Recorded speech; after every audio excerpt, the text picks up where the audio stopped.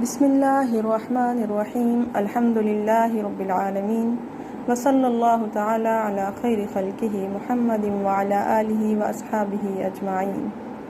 السلام علیکم۔ آج ہم شعراء المخضرمون میں سے عمرو بن معدی کرب کے بارے میں پڑھیں گے اور ان کے بارے میں جاننے کے بعد ان کے کلام کا کچھ حصہ جو ہے وہ بھی پڑھیں گے۔ آئیے سب سے پہلے ہم عمرو بن معدی کرب کے بارے میں جانتے ہیں۔ ہوا عمرو بن معدی کرب الزبیدی، وہ عمرو بن معدی کرب زبیدی تھے۔ فارس الجمن و خطیب العرب، فارس کے شاہ سوار اور عرب کے عظیم خطیب تھے۔ ویکنا ابا ثور، اور ان کی کنیت ابا ثور تھی۔ قد اشتہر بالبأس فقدم علی زید الخیل، وہ شجاعت کی وجہ سے بہت مشہور تھے اور قد و قامت کی وجہ سے انہیں جو ہے زید الخیل پر جو ہے فوقیت حاصل تھی۔ والتقى النبی صلی اللہ علیہ وآلہ وسلم، اور آپ صلی اللہ علیہ وآلہ وسلم سے اس نے ملاقات کی۔ لدى منصرفہ من تبوک سنہ 9 الہجریہ،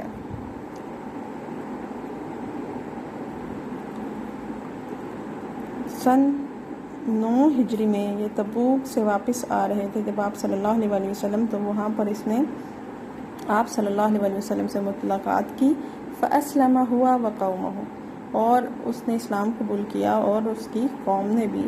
ثم ارتد عن الاسلام، اس کے بعد یہ اسلام سے مرتد ہو گیا۔ ثم رجع الیہ وجاہد فی سبیلہ، لیکن پھر یہ اسلام کی طرف واپس آیا اور جہاد کیا۔ وشہد القادسیہ، اور جنگ قادسیہ میں بھی اس نے جہاد کیا۔ وَلَهُ مِنَ الْعُمْرِ نَحْوَ 110 سنین، اور اس کی جو عمر جو ہے وہ 110 سالہ عمر اس نے پائی۔ ومات فی آخری خلافت عمر بن خطاب، اور حضرت عمر بن خطاب رضی اللہ تعالیٰ عنہ کے خلافت کے آخری حصے میں اس نے وفات پائی۔ کون سے حصے میں؟ 23 ہجری میں اور 643 میلادی میں۔ وقیل انہ قتل فی وقعۃ نہاوند وان قبرہ فی ظاہرہ، کہا جاتا ہے کہ جنگ نہاوند جو تھی وہاں پر اس نے یہ جو ہے شہید ہوا اور اس کی قبر بھی وہاں پر ہے۔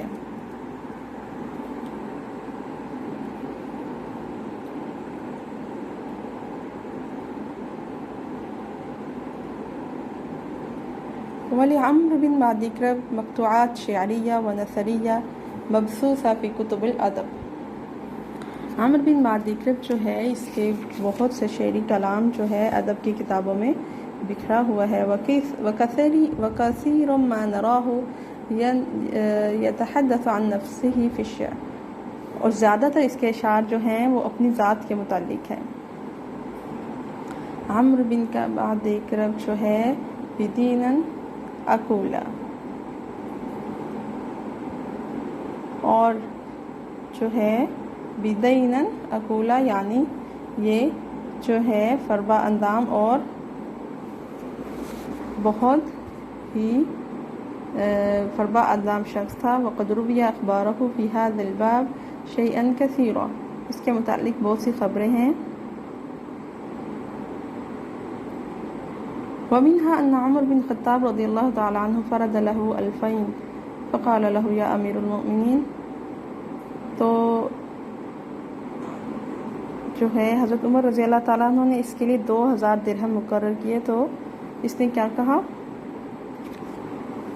فقال یا امیر المؤمنین 1000 ہا ہنا، تو کیا کہا اس نے کہ 1000 تو یہاں کے لیے ہیں، اپنے پیٹ کی طرف اشارہ کرتے ہوئے، اور 1000 یہاں کے لیے، اور اپنے پیٹ کے بائیں طرف اشارہ کیا۔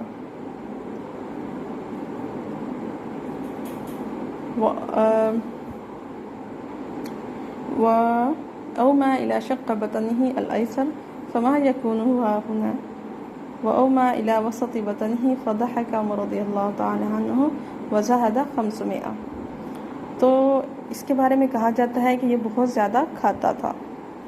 حضرت عمر رضی اللہ تعالیٰ عنہ نے 2000 درہم اس کے لیے مقرر کیے، لیکن اس نے کیا کہا، اپنی پیٹ کی طرف اشارہ کرتے ہوئے کہا کہ 1000 تو اس کے لیے یعنی بائیں طرف اور 1000 دائیں طرف، اور پھر اس کے بعد جو ہے اشارہ کیا کہ اپنے پیٹ کی طرف کہ اوپر والا جو پیٹ کا حصہ ہے اس کے لیے کیا ہوگا۔ فضحک عمر رضی اللہ تعالیٰ عنہ، اور حضرت عمر رضی اللہ تعالیٰ عنہ یہ سن کر جو ہے مسکرا دیے، اور اس میں کہ جو عطیہ تھا، یہ اس کے جو مقرر کیا تھا اس کے لیے پیسے، اس میں 5% درہم جو ہے وہ اضافہ کر دیا۔ آئیے اس کے جو شعری کلام ہے وہ پڑھتے ہیں۔ لیس الجمال بمئذر فاعلم وإن رددت بردا۔ لیس الجمال نہیں ہے خوبصورتی جو ہے بمئذر، بمئذر یعنی خوبصورت چادر میں، فاعلم وإن رددت بردا، فاعلم پس تو جان لے، پس تو اس حقیقت کو اچھے سے جان لے، وإن رددت بردا، چاہے تجھے جو ہے خوبصورت جو ہے بردہ یعنی چادر جو ہوتی دھاری دار وہ بھی نہ دی جائے۔ شاعر کہتا ہے کہ بہادری اور شجاعت جو ہے وہ انسان کا اعلیٰ مقام دیتی ہے، نہ کہ اگر انسان کے اندر شجاعت نہیں ہے، بہادر نہیں ہے، وہ جسور نہیں ہے، تو بھلے وہ کتنے ہی خوبصورت کپڑے پہن لے، کتنا ہی قیمتی لباس پہن لے، اور کتنی ہی شان و شوکت کے ساتھ جو ہے وہ اعلیٰ معیار کا لباس پہن لے، لیکن جو ہے وہ اگر اس میں جو ہے شجاعت نہیں ہے، بہادری نہیں ہے، تو وہ کسی کام کا نہیں ہے۔ شاعر کہنا چاہتا ہے کہ انسان کی جو بزرگی یا شرافت یا بلندی جو ہے وہ اس کے اعلیٰ لباس میں نہیں ہے، نہ ہی اگر وہ ہلکا اور کم قیمت لباس پہنتا ہے تو اس میں بھی کوئی ضلالت ہے۔ ان الجمال معادن ومناقب اورثنا مجدا۔ آگے وہ کیا کہتا ہے کہ خوبصورتی جو ہے وہ کس میں ہے، معادن یعنی کان کو کہا جاتا ہے، اور یہاں پر اس نے تشبیہ دیتے ہوئے انسان کے حسب نسب کے بارے میں کہہ رہا ہے کہ خوبصورتی جو ہے انسان کا جو شریفانہ حسب نسب ہے اس میں ہے، ومناقب اورثنا مجدا، اور اس کی وجہ سے وہ شرافت اور بزرگی جو ہے اسے وراثت میں ملتی ہے۔ شاعر کہتا ہے کہ انسان اپنے خاندان اور حسب نسب سے پہچانا جاتا ہے، اور اس کا معیار اس کی خاندانی جو ہے وہ جو ہے خاندانی نجابت جو ہے وہ اس میں پنہا ہوتی ہے، اور اس کی ہی بدولت اسے جو ہے شرف حاصل ہوتا ہے۔ اسی لیے انسان کو چاہیے کہ وہ عزت اور عظمت کے ساتھ جو ہے مجد والا، شرافت والا جو راستہ ہے وہ اختیار کرے۔ کل امرئ یجری الی یوم بما استعد، کل امرئ ہر انسان جو ہے یجری الی چل رہا ہے، الی یوم الحیاج بما استعد، ہر آدمی جو ہے وہ اشتعال والے دن کی طرف چل رہا ہے، یعنی یوم الحیاج قیامت کا دن، بما استعد اپنی استطاعت، اپنی تیاری کے ساتھ۔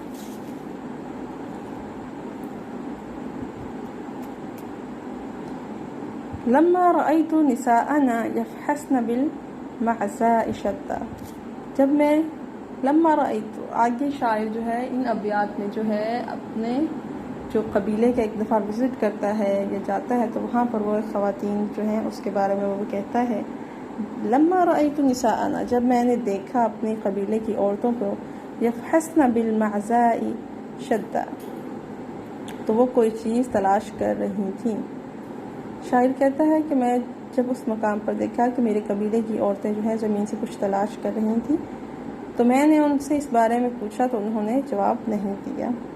وَبَدَتْ لَمِيسُ كَأَنَّهَا بَدْرُ السَّمَاءِ ذَاتُ الدَّرِ، ان میں لمیس جو ہے یوں آشکار ہوئی جیسے وہ 14ویں کا چاند چمک رہا ہو۔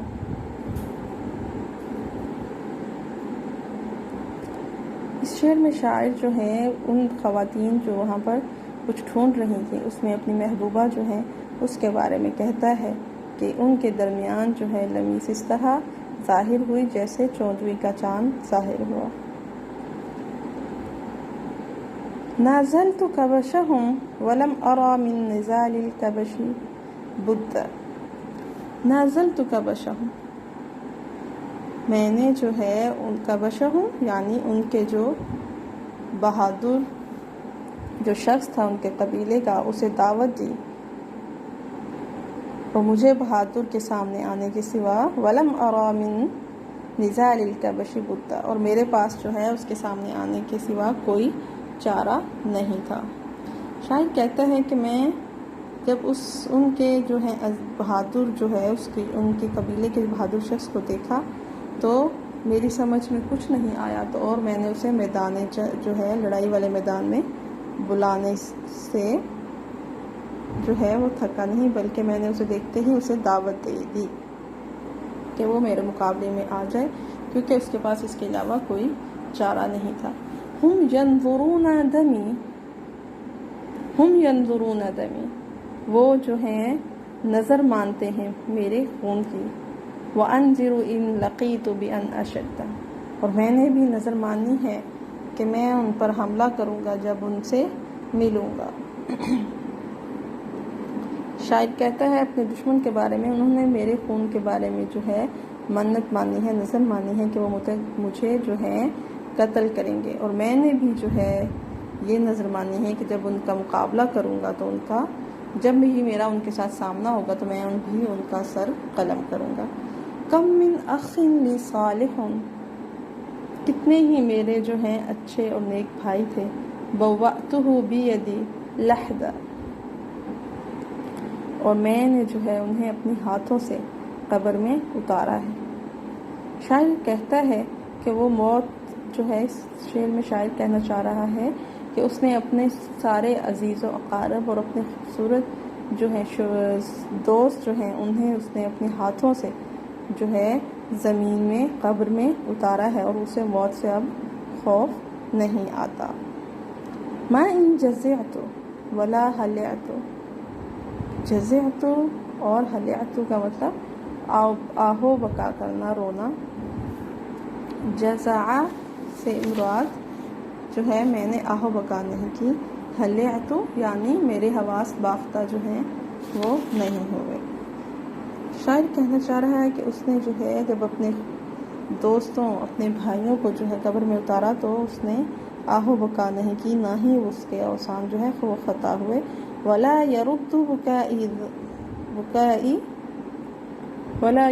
بکائی زندا،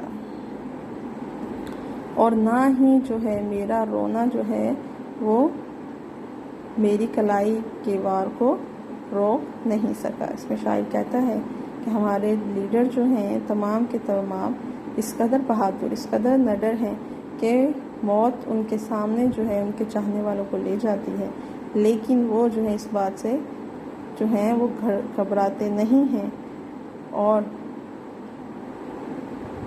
ان کا آہو گریہ کرنا، ان کا رونا جو ہے وہ انہیں کمزور نہیں کرتا۔ البستہ اسوابہ وخلقت یوم خلقت جلدا۔ البست اسوابہ، میں نے اس سے کپڑوں میں کفنات دیا، یعنی کپڑوں میں اسے ڈھانپ دیا، پہنا دیا اسے کفن۔ وخلقت یوم خلقت جلدا، اس طرح جیسے وہ پیدا ہوا تھا اور وہ مضبوط پیدا ہوا تھا۔ شاعر کہتا ہے کہ موت سے ہم خوف کھا کر بھاگنے والے نہیں ہیں، ہم جو ہیں ایک اپنے لیڈر کے جانے کے بعد جو ہیں اپنے سپہ سالاروں کو جو ہے میں نے اور اپنے بہت سے فوجی جو ہیں انہیں جو ہے میں نے اپنے ہاتھوں سے غسل دیا اور کفن پہنائے ہیں اور خود اپنے ہاتھوں سے قبروں میں اتارا ہے۔ اور میں جب اس دنیا میں آیا تھا تو مجھے جو ہے سفید لباس جو ہے وہ پہنا کر یہ درس دے دیا گیا تھا، یہ کہہ دیا گیا تھا کہ جو ہے شجاعت اور بہادری کے ساتھ جو ہے دشمن کا مقابلہ کرنا ہے اور شہادت حاصل کرنی ہے۔ ذهب الذین احبهم،